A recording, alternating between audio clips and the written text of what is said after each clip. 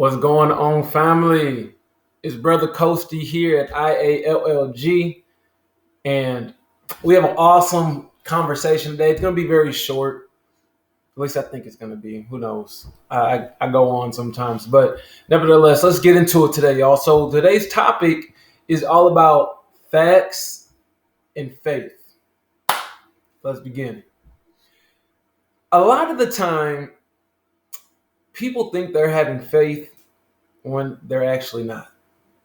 And this can be very disheartening to some. But I actually want to encourage you all to understand the relationship between the two. Often, everything starts as a belief. It can grow into faith. But faith is transformed into fact. Okay? Faith is transformed into fact, or it stays as an opinion or belief. So let's understand this, right? So faith is believing in something without evidence, right? So there's no evidence there. Therefore, it is faith. I have faith that my bills are going to get paid on time. I have faith that I'm going to find the person that I love. I have faith that I have a purpose in life. And it's not until that belief is validated with an external experience, it stays a faith. But once it's validated, it becomes a fact because it's actually happened. And this is very important because a lot of the time people are arguing, or they try to prove their faith with facts. And that's you can't do that, because if it's a fact, it's no longer faith. It's just what it is. It's a fact, right? A faith, more or less, until it's proven, is an opinion. And this can be a blow to some people, and it's not an attack at all. You know, my opinion is that we're going to ascend as a collective consciousness. My opinion is that I'm one of the best coaches or mentors out there. My opinion is that I'm awesome. And I'm a 10 out of 10 on every scale. That's my opinion. And until those things are validated with external factors, it is just an opinion. It is my faith. It is my belief. Right? You can disagree. And so can everybody else. But it's all an opinion until there is external experiences that validate or go against the belief. And this is really, really big, yo. I don't know if it's making a lot of sense to you. It makes sense to me. But, yo, this is powerful stuff. And what it does, if you can grasp this knowledge, it allows you to let go of having to prove everything. All right? So in our world, I'll go deep down the rabbit hole for just a moment with you, all right? So this world is a accumulation of multiple universes, or it's a multiverse, right? And where all these universes, it's not, the way I'm explaining it is each person that you run into contact with are living in their own multiverse. We're all living in our own little universes, and our universes just interact with each other, right? But ultimately, we are the creators of our universe. And what you have to realize is that your universe is created from the unmanifested world, spirit world. If you're more into science, into energy, right? It's into matter, which really doesn't exist because it's not finite. It is really what they call an inner intelligence.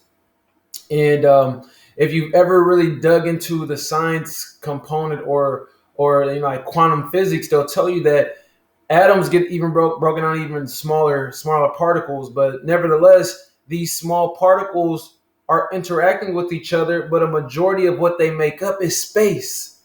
There's nothing there, right?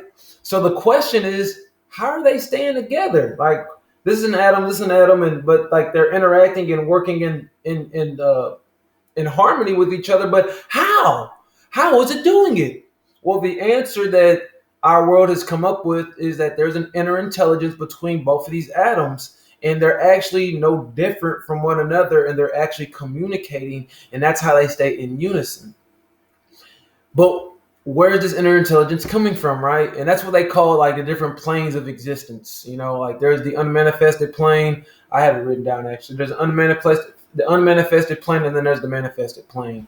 And everything in the manifested plane comes from the unmanifested, but the unmanifested is just non-physical. It does not mean it's not real. It's just not physical. Okay? So most of the time, the faith that we have actually derives from the unmanifested plane until we see it, which is a manifestation of it. And I had to bring us all the way around to this point so you recognize that sometimes there's no facts to back up your faith, but you just know. And it's important to recognize this. Why? It's because that's life. You're living in your own universe. You're living in your own multiverse, and you have to embrace that wholeheartedly. A lot of the times we don't embrace these kind of things, and not embracing them, you kind of get swayed, and you lean on what you can see instead of vision, right? If you lean on what you see, you're leaning on the manifested, but you're not paying attention to the root, the unmanifested. And if you don't pay attention to the unmanifested, you're going to be swayed by popular opinion, more or less. We're going to go just a little bit deeper, and I'm going to call it, because I just want to introduce these concepts to you, right? So things get manifested when the belief in the unmanifested idea is concentrated and strong enough, right? So people who become successful, they think about success a lot.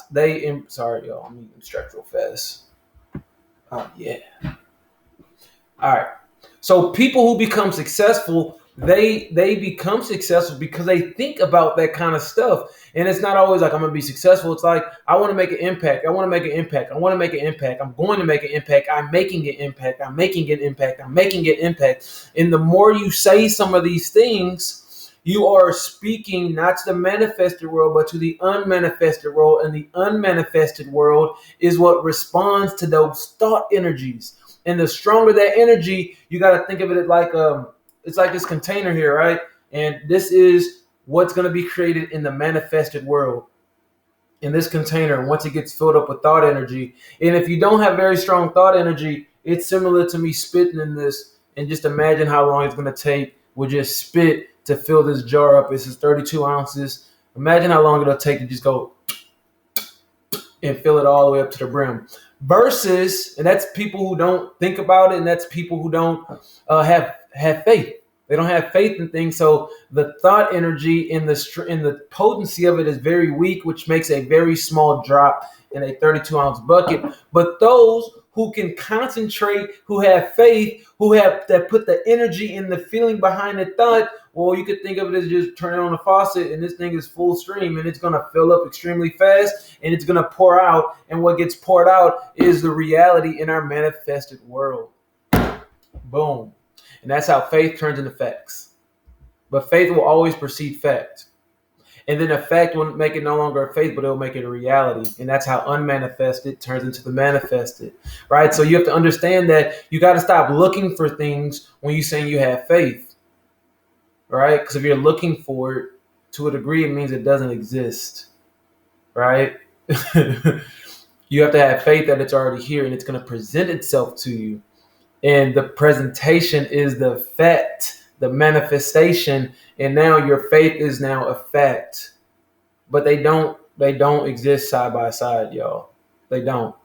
They are a transformation from one to the other. I just wanted to drop that nugget on y'all today. I just felt led to share that. I don't know why, but I just go with where the spirit and the source tells me. So with that, y'all, I hope that shed some light on some of the things that you might be going through. And if it's not, I hope it kind of sheds some light on how you can manifest your own reality. You remember, you're in your own universe. Everybody else is really a non-factor. It's just you in that universe right now. And so it's always responding to you. Do not let other people's multiverses influence yours. You're in control. You control you. This is Brother 𝐁𝐫𝐨𝐭𝐡𝐞𝐫 at IALLG.com. Remember, we're always building bridges within to explore the world without. I'll see y'all soon. Peace.